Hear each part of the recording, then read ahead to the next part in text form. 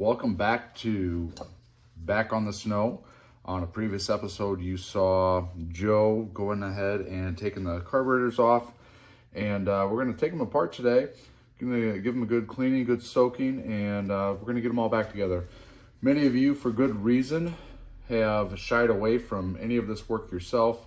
The fear that you're going to ruin something, you're going to lean it out or mess up the carb adjustments, and then end up hurting your motor. So hopefully today we'll give you a little bit of confidence to do a little bit of this yourself.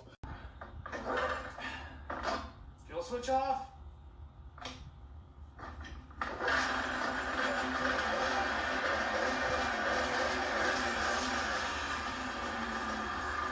This will be step one. Step two will be reassembly, but before we can get to that, we have to take these things apart. Little point of emphasis here. A lot of people, when they're taking these off, well, a little bit of information on this. So this is the carburetor. This is your intake side, and this is the side that goes right into the engine. So what happens is fuel comes in through this port here, goes into this bowl, and then the vacuum or the suction from the engine will actually pull fuel up out of here, atomize it, and pull it into the combustion chamber, where it will then explode, creating the pushing the piston back down and creating the momentum for the engine. So there's a piece missing in here. You saw those in the earlier episode. These are the slides that go up and down. There's a needle that goes down inside here, and that kind of meters the amount of fuel that's going into or being pulled up into the engine. So first things first, you have to take off the bowl. Again, the bowl is the bottom part. Think about this is the area where the fuel comes in from the fuel pump, and it sits in here until it's called for from the engine. A big mistake a lot of people make is typically on a snowmobile carburetor, there's 4 screws at the bottom, and they don't apply significant pressure or enough pressure to break these bolts loose. Typically they're snug in there. They're not terribly tight, but they're snug, but they don't put enough down pressure. What ends up happening is they end up rounding off these Phillips head screws. So there we go. Got this one here. Got this one here. Take this out quickly.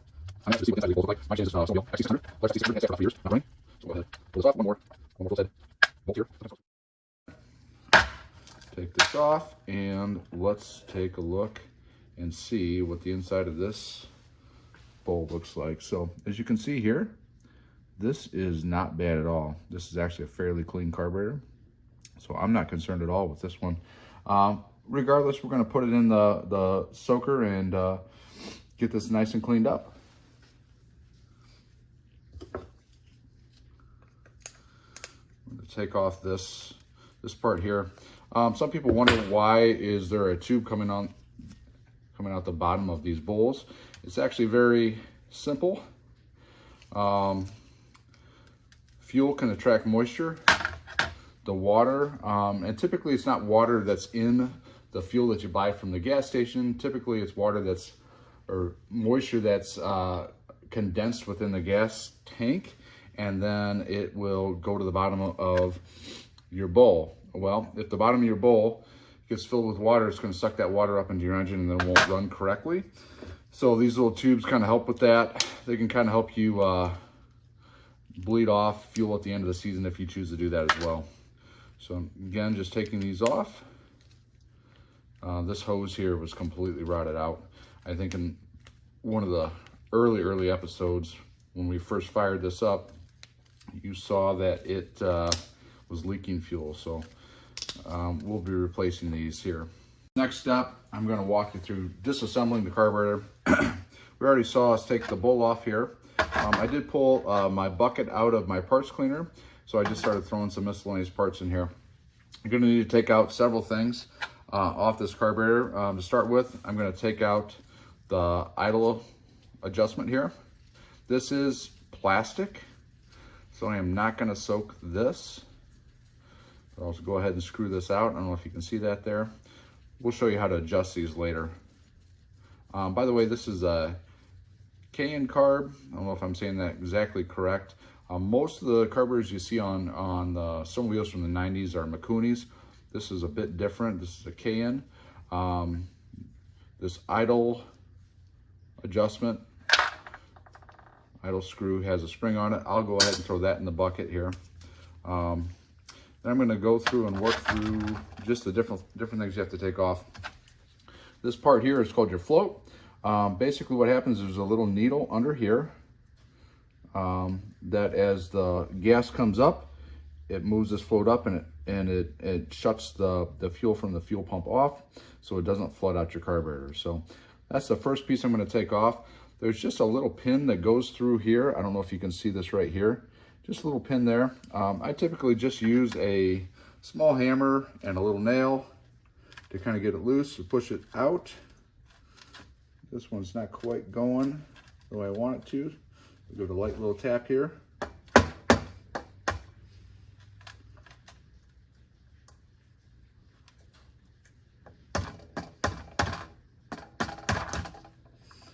All right, I got that free. This little pin will come out here. We'll drop this in the bucket. We'll take the float off. All right, and this little needle here is what shuts the fuel off. That's going to come off. It's just got a little tab there. It's going to go in the bucket there. This float looks pretty clean. I'm not going to soak that. Next, we have two jets in here that we're going to take out. It's the main jet here, and this is the idle jet here. We're going to pull both of those out right now. On this particular carburetor, the main jet is a 6mm. That broke free very nicely. That is a plus. Sometimes, because these jets are so small, they can get plugged up. Looking at this one, it is nice and clean. I don't know if you can see that in the camera, but that's nice and clean. We're going to soak it anyway. And inside this idle jet, it's way down in here. You have to get a fairly small screwdriver here.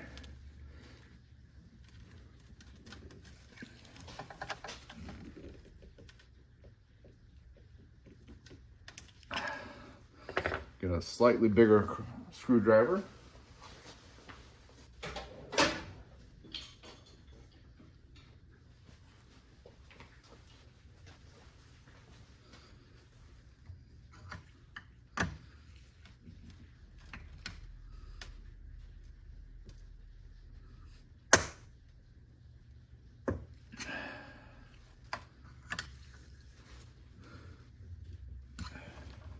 That one is stuck in there.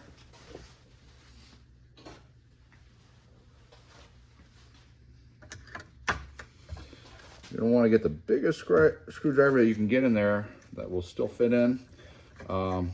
Again, 3 tries with screwdrivers, finally got the right one.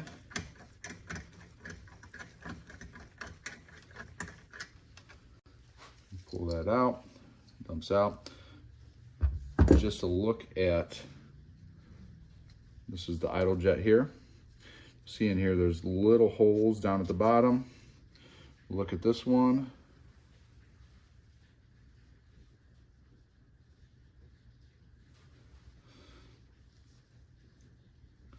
This idle jet happens to be clogged up. So this thing would not have idled correctly without taking this out and cleaning it.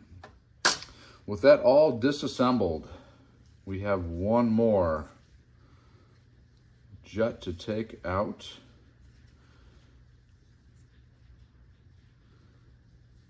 We should have a air mixture screw to pull out.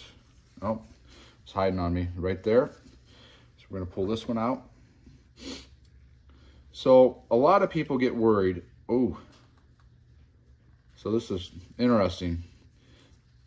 I think this idle jet, no, it was just, or excuse me, the air mixture screw, it was really kind of stuck in there. It really is gummed up.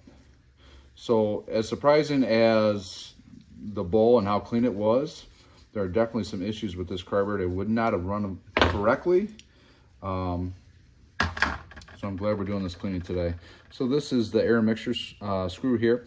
We're going to tell you how to set those up. You can get the factory settings, and it gets it nice and close. It should be good enough. So it's just all this does is meters the amount of air coming in. It has a little spring with it. We're going to throw that in the basket as well. Take off. These last parts here.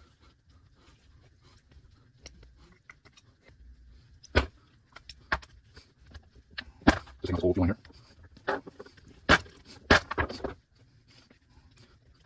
here. Incidentally, these little gaskets here, I don't like to leave those in. I don't think this solvent is that corrosive, but I'd rather be safe than sorry. All right, into the basket we go. We'll take this one in too. I'm going to put the bottom side down when we set it in the parts cleaner. We'll drop it in.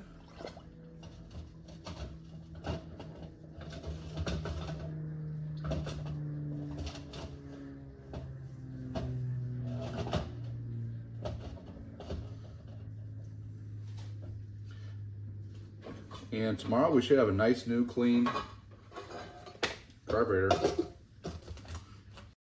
Hey everybody, we've been grinding away here at Back in the Snow, and it's all thanks to you. Remember to hit the like button like you do the throttle. Subscribe if you're not already, and drop your 2 cents down in the comments. We love hearing from you. Stay tuned because we've got more snowmobile restoration coming your way in the upcoming weeks. Hope to see you